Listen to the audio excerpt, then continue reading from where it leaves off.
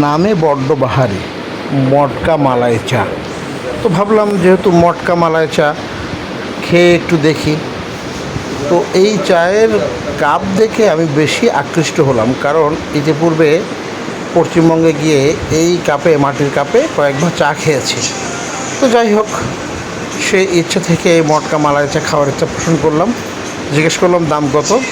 তিনি বললেন এক কাপ মটকা মালাই চার দাম 50 টাকা।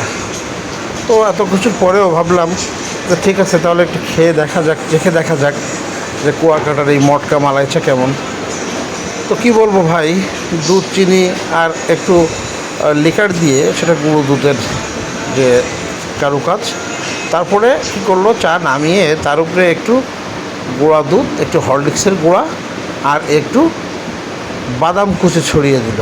খাওয়ার পরে কী বলবো ভাই, সত্যি কথা বলতে মটকা চা, এই মটকা মালাই চা খেয়ে নিজের মটকাটাই পুরোটা গরম হয়ে গেল।